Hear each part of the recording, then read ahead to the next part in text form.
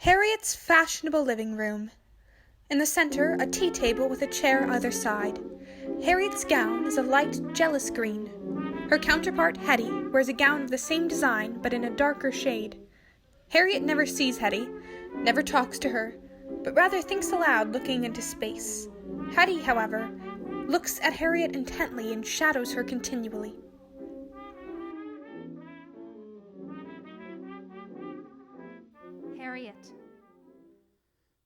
Harriet, my other self. My trained self. Yes? I want to talk to you. Well? Oh, Harriet, you are beautiful today.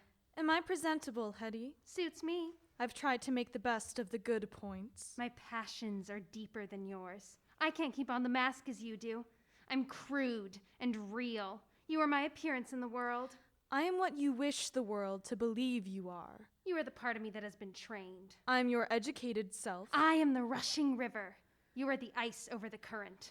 I am your subtle overtones. But together we are one woman, the wife of Charles Goodrich. There I disagree with you, Hetty. I alone am his wife. Harriet, how can you say such a thing? Certainly. I'm the one who flatters him. I have to be the one who talks to him. If I gave you a chance, you would tell him at once that you dislike him. I don't love him, that's certain. You leave all the fibbing to me.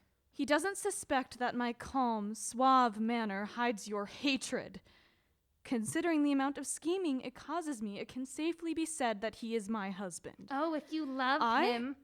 I haven't any feelings.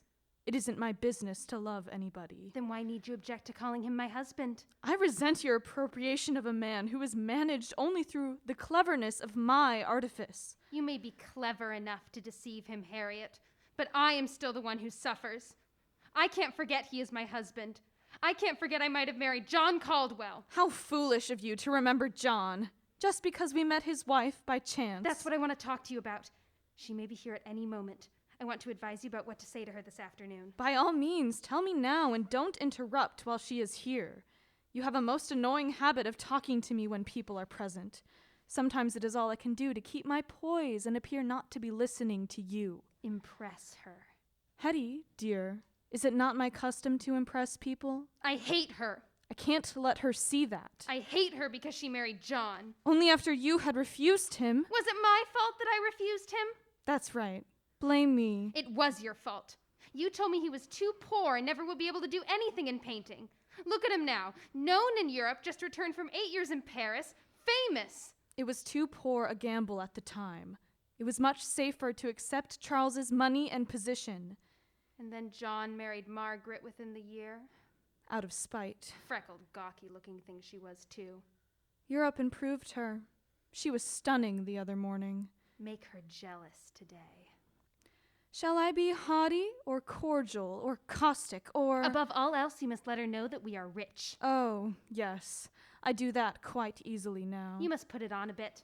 Never fear. Tell her I love my husband. My husband? Are you going to quarrel with me? No. I have no desire to quarrel with you.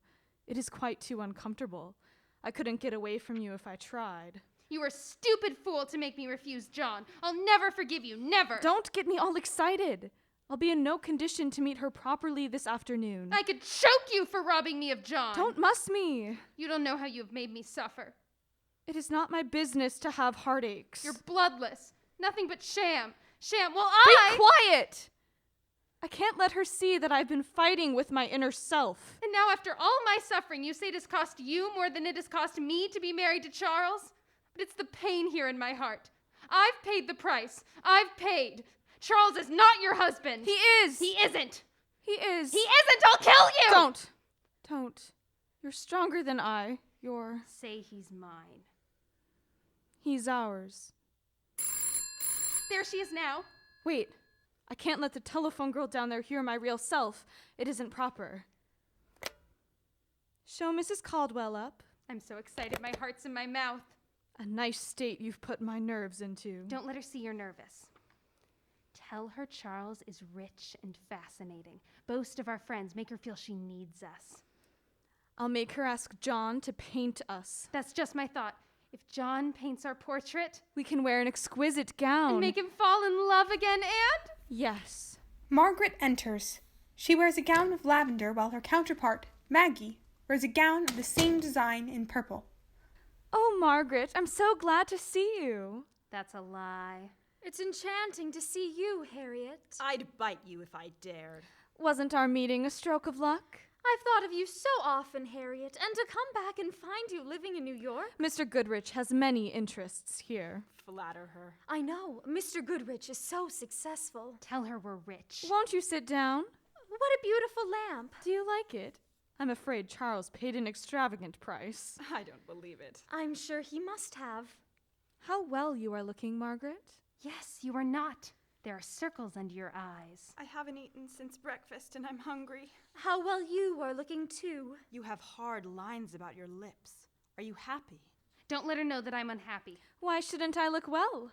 My life is full, happy, complete. I wonder. Tell her we have an automobile. My life is complete, too. My heart is torn with sorrow. My husband cannot make a living. He will kill himself if he does not get an order for a painting. You must come and see us in our studio. John has been doing some excellent portraits. He cannot begin to fill his orders. Tell her we have an automobile. Do you take lemon in your tea? Take cream. It's No. more filling. No, cream, if you please. How cozy. Only cakes? I could eat them all. How many lumps? Sugar is nourishing. 3, please.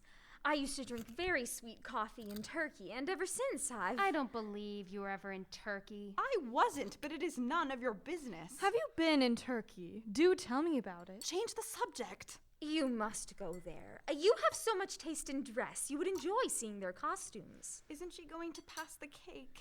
John painted several portraits there. Why don't you stop her bragging and tell her we have an automobile? Cake?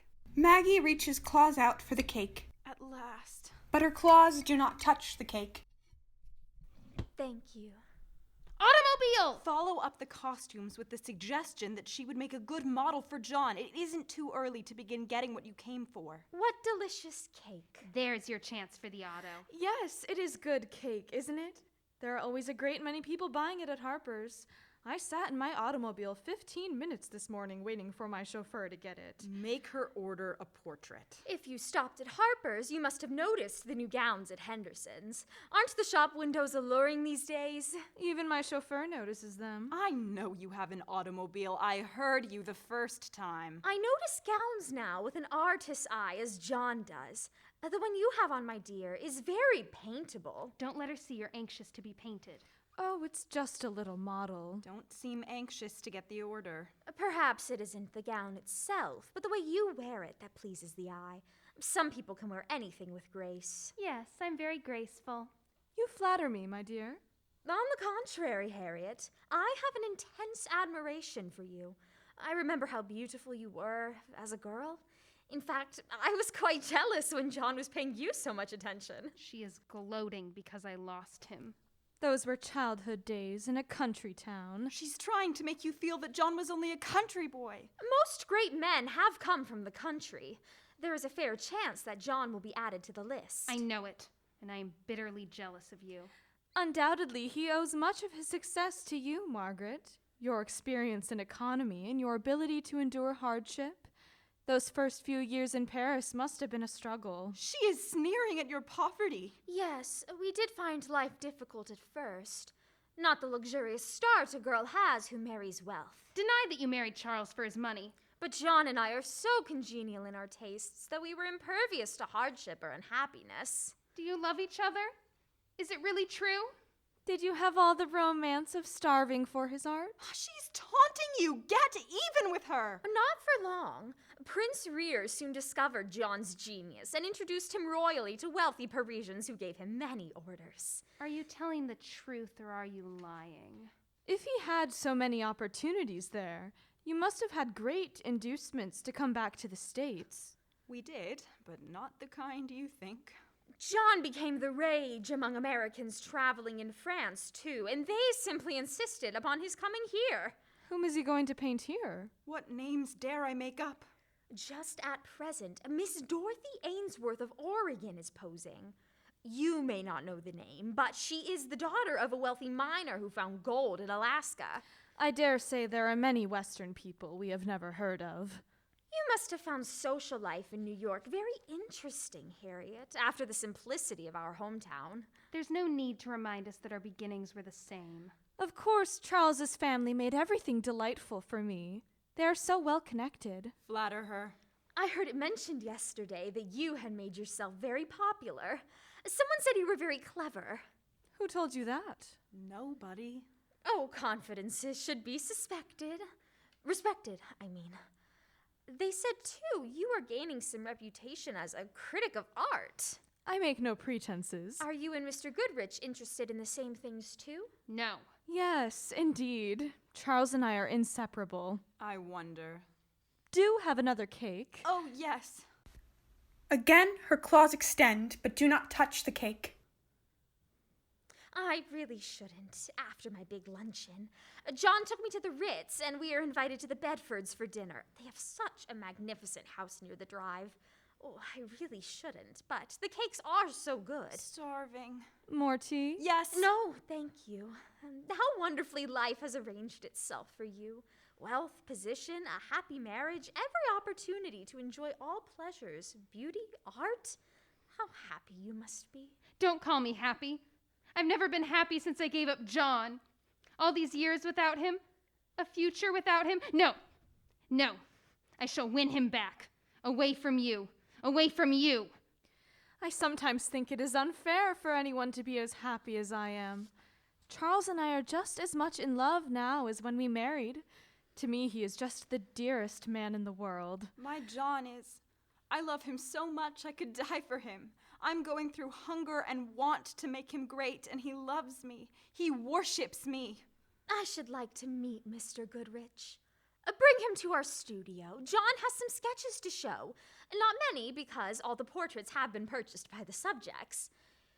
He gets as much as $4,000 now. Don't pay that much. As much as that? It is not really too much when one considers that John is in the foremost rank of artists today. A picture painted by him now will double and triple in value. It's all a lie. He is growing weak with despair. Does he paint all day long? No, he draws advertisements for our bread. When you and your husband come to see us, telephone first. Yes, so he can get the advertisements out of the way. Otherwise, you might arrive while he is a sitter, and John refuses to let me disturb him then. Make her ask for an order. Lagrange offered to paint me $4,000. Louis Lagrange's reputation isn't worth more than that. Well, I've heard his work well mentioned. Yes, he is doing splendid work. Oh, dear me, no. He is only praised by the masses. He is accepted not at all by artists themselves. Must I really pay the full price? Lagrange thought I would make a good subject. Let her fish for it. Of course you would. Why don't you let Lagrange paint you, if you trust him? She doesn't seem anxious to have John do it. But if Lagrange isn't accepted by artists, it would be a waste of time to pose for him, wouldn't it? Yes, I think it would. Give us the order. John is so despondent he can't endure much longer. Help us. Help me. Save us. Don't seem too eager. And yet, if he only charges $1,000, one might consider it. If you really wish to be painted, why don't you give a little more and have a portrait really worthwhile? John might be induced to do you for a little below his usual price, considering that you used to be such good friends. Hurrah! That's very nice of you to suggest. Of course I don't know. For God's sake, say yes. Of course, I don't know whether John would. He is very peculiar in these matters. He sets his value on his work and thinks it's beneath him to discuss price. You needn't try to make us feel small. Still, I might quite delicately mention to him that, inasmuch as you have many influential friends, you would be very glad to finish what I don't want to say. Help her out. Oh, yes. Introductions will follow the exhibition of my portrait. No doubt Be patronizing. No doubt I shall be able to introduce your husband to his advantage. Saved. If I find John in a propitious mood, I shall take pleasure for your sake in telling him about your beauty. Just as you are sitting now would be a lovely pose. We can go now. Don't let her think she is doing us a favor. It will give me pleasure to add my name to your husband's list of patronesses. Run home and tell John the good news. I little guessed when I came for a pleasant chat about old times that it would develop into business arrangements. I had no idea, Harriet, that you had any intention of being painted. By Lagrange, too. Well, I came just in time to rescue you. Run home and tell John. Hurry, hurry! You managed the order very neatly. She doesn't suspect that you wanted it. Now, if I'm not satisfied with my portrait, I shall blame you, Margaret, dear. I am relying upon your opinion of John's talent. She doesn't suspect what you came for. Run home and tell John. You always had a brilliant mind, Margaret. It is you who flatter now. You don't have to stay so long. Hurry home. One does not flatter when one tells the truth. I must be going, or you will have me completely under your spell. Yes, do go. I have to dress for dinner. Oh, don't hurry. I hate you. No, really, I must. But I hope we shall see each other often at the studio. I find you so stimulating. I hate you. It is indeed gratifying to find a kindred spirit. I came for your gold. How delightful it is to know you again. I'm going to make you and your husband suffer. My kind regards to John. He has forgotten all about you. He will be so happy to receive them. I can hardly wait to talk to him again. I shall wait, then, until you send me word. I'll speak to John about it as soon as I can and tell you when to come. Harriet takes Margaret's hand affectionately. Hetty and Maggie rush at each other. I love him. He's I starving. love him. I'm starving. I'm going to take him away I from want you. your money and your influence. I'm going to rob you. Rob you. I've had such a delightful afternoon. It has been a joy to see you. Goodbye. Goodbye, my dear. In my pocket, not one penny, and my friends, I haven't any. But if I ever get on